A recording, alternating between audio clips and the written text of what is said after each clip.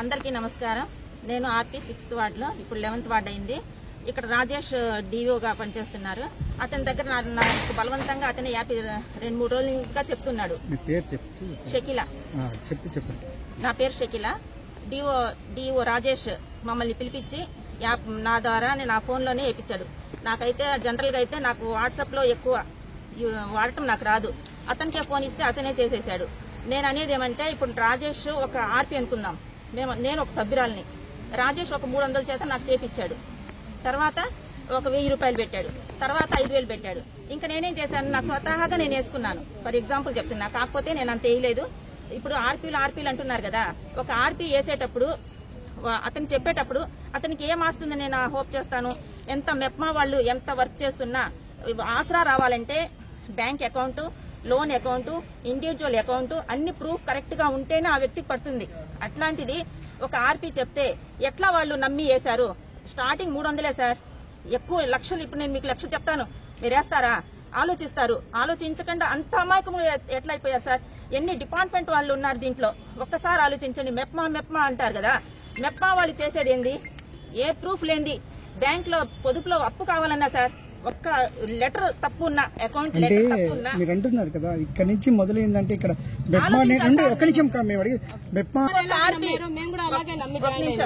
ఒక్కొక్క ఆర్పీ తన కింద ఎంతమంది ఉన్నారో ఒక్కసారి టాలీ చేయండి సార్. 1,00,000 కంటే మించలేదు సార్. కాకపోతే ఇంకా ఆర్పీలే వేసుకొని నష్టపోయారు కానీ ఆర్పీలు వేసుకొని ఎక్కువ నష్టపోయాం కానీ సభ్యులకైతే అంత అందించలేదు సార్. మీరు డై బై డే ఒక డీప్ గా ఆలోచించి చేస్తే ఆ యాప్ లో పేపర్ మేమంతా నిన్న ఇచ్చాం సార్. Total 1,00,000 దాటలేదు sir. కాకపోతే ఆర్పీలే నష్టపోయారు సార్. మేము ఒక వ్యవస్థలో పనిచేస్తున్నాం. ఎట్లా అంటే సభ్యురాల్లాగా పోలీస్ స్టేషన్ దాకా రాలేము. మాకు ఒక పద్ధతి ఉంది. సార్ని అనుమతించాలి, ఎవరినంటే అందరం కూర్చొని ఒక ప్లాన్ చేసుకుని రావాలి సార్. అందుకని మేము వెయిట్ చేశాం ఇన్ని రోజులు. అంతేగాని ఏమన్నా అంబా కొడుకుదా మెప్మా ఆలోచించాలి సార్. ఎవరైనా ఎంత ఇస్తారు? రాజేష్ అయినా నాకు ఎంత ఇస్తాడు సార్? నేను 1,00,000 వేసాను, అతను ఇస్తాడా? అతని స్తోమత ఎంత ఆలోచించాలి సార్. ఎంత ఎంప్లాయీస్ అంతా ఉన్నారంటే నాకు ఆశ్చర్యం వేస్తుంది. నా ఏరియాలో నేను టచ్ చేయలేదు సార్. నా వరకు నేను నష్టపోయాను. కాబట్టి ఈ యాప్ గురించి నా ఏరియా మసీద్ స్ట్రీట్, ఓల్డ్పేట్, పలంనేర్, రంగబాబు డౌన్ లో సార్ నేను ఆర్పీ. కమాల్ అన్న మా కౌన్సిలర్. నా ఏరియాలో ఈ యాప్ గురించి తెలీదు, నేను టచ్ చేయలేదు. నేను కొంచెం బిజీగా ఉండి అంతేగాని ఊరిక మెప్మా అని గురించి సార్ మనం కూడా ఆలోచించాలి. మనం వేస్తున్నాం డబ్బులు, ఇన్వెస్ట్ చేస్తున్నాం. అప్పు చేసి ఏం సార్ వేసేది? ఆలోచించాలి సార్. ఎంతమంది ఎంప్లాయీస్ ఉన్నారు, అంత మేనేజ్ లేకుండా సార్. పోలీసులు ఉన్నారు సార్ దీంట్లో. ఆశ్చర్యం వస్తుంది వాళ్ళ పేర్లు చూస్తుంటే. ఆర్పీలు అంటే ఎంతవరకు సార్? ఆర్పీలు గమనించాలి, ఆలోచించాలి.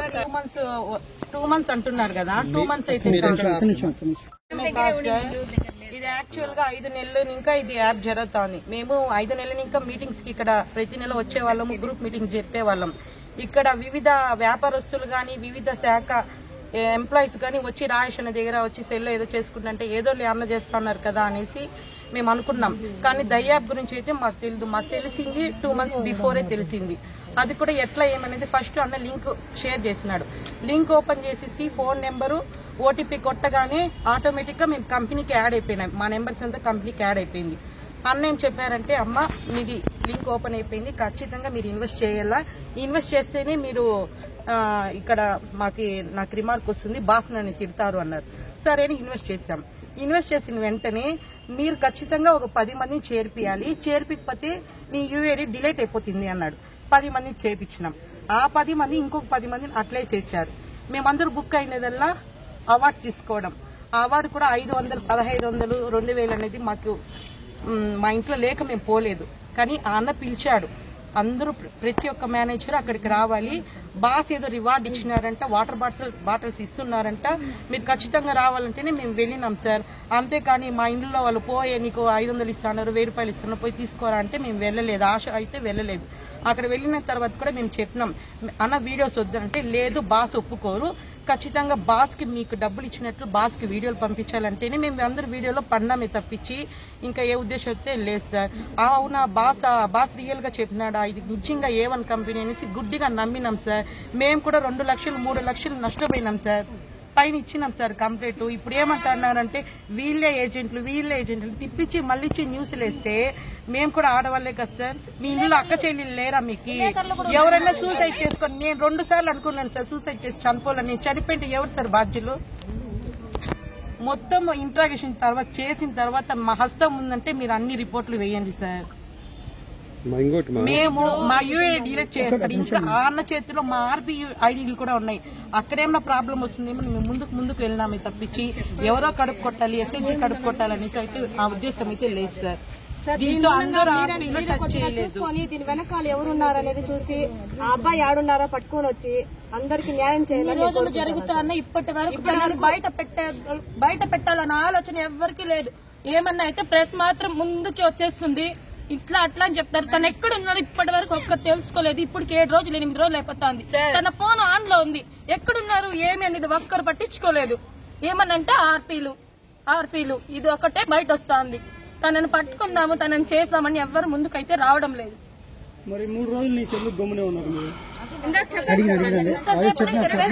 అవన్నీ వాళ్ళు చూసి డబ్బు వస్తుంది అనేసి అంటే నేను చేయడం వల్ల నీకు కూడా లాభం ఉంది, నువ్వు చేసుకుంటే నీకు కూడా 10 రూపాయలు లాభం వస్తుంది. దీనిలో ఎవరిని మోసం చేసేది కాదు, ఇది ఫ్రాడ్ కాదు, ఇది కరెక్ట్ అయిన యాప్.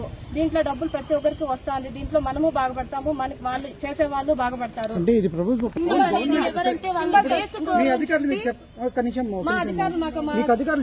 మా సీఓ మేడం దగ్గర నుంచి నేను లాగిన్ మెయిన్ సింబల్ చూపించినారు మాకు. ఈ సింబల్ గవర్నమెంట్ ది, ఎవరంటే వాళ్ళు వేసుకోరు కాబట్టి మీరు చేసుకోండి, దీని మీద క్లారిటీ ఉంది, మీకు ఆఫీస్ పక్క రూల్స్ తో పాటు పెడుతున్నాము అని చెప్పి మమ్మల్ని నమ్మించి మోసం చేశారు. రాజేష్ సీఓ మేడం మమ్మల్ని వేసుకు, నాకు భర్త లేదు అనేసి నువ్వు వేసుకో 4 రూపాయలు సంపాదించుకుంటావు. ఎవరు చెప్పారు? మా సీఓ మేడమే చెప్పినారు, జయంతి మేడం చెప్పినారు. నాకు భర్త లేదు, నువ్వు భర్త లేదు కదా, రూపాయి సంపాదించుకుంటే నీ బిడ్డలకు ఏదో ఒకటి అవుతుంది అని చెప్పడంతో మేము ప్రతి ఒక్క ఆర్పి ఇలాగే మోసపోయినాము.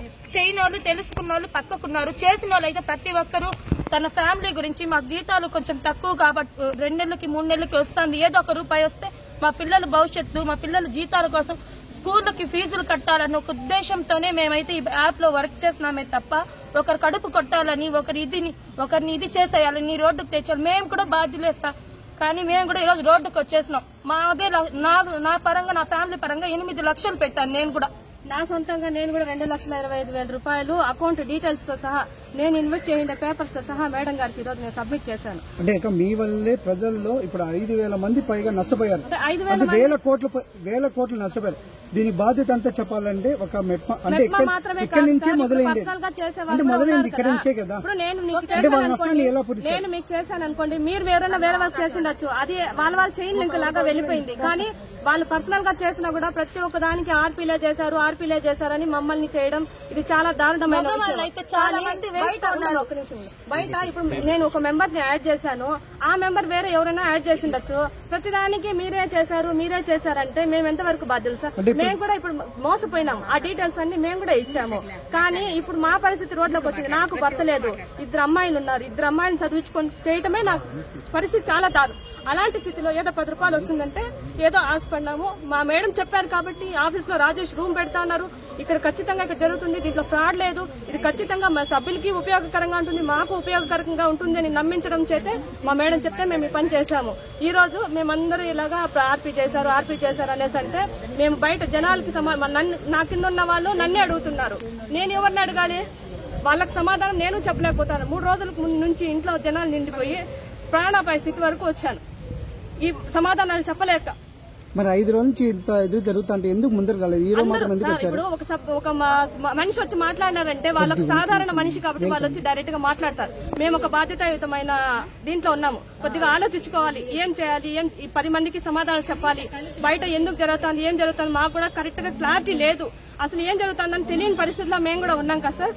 దాని వల్లనే ఇప్పుడు నిన్నటి నుంచి మేడం వాళ్ళు వచ్చి ఎంక్వైరీ చేస్తుంటే దానికి మేము కూడా బాధ్యులం. మేడం ఇలా ఉంది, ఏదో తెలియక వాళ్ళు చెప్పితే మా ఆఫీసర్ పైన ఉండేవాడు రాజేష్ చేసిన పనికి మా మేడం చెప్తే మేము చేసి ఈ రకంగా రోడ్లోకి వచ్చేసాము. మా పరిస్థితి ఇలా ఉంది మేడం మా వినతిని మేము విన్నవించుకున్నాము. ఇందులో మా తప్పు అయితే ఎటువంటి తప్పు లేదు, చెప్పడం వల్ల చేశాము. ఈ రోజు మేము కూడా బజార్లోకి వచ్చాము.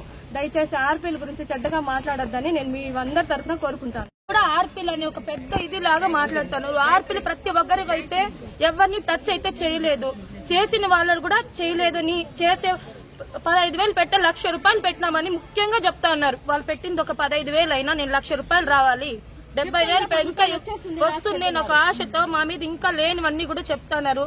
దయచేసి ఆర్పీల మీద ఇట్లా సాటి ఆడదానిగా అందరూ ఆలోచించండి. మీలాగా మేము కూడా ఒక ఆడవాళ్ళమే, మీరు ఎట్లా మోసపోయినారు మీకు పైన మేము కూడా మోసపోయినాము. దయచేసి ఎవరు ఒక సాటి ఆడదానిగా ఎవరి గురించి ఎవరు మాట్లాడుకోవద్దండి, దయచేసి చెప్తాను.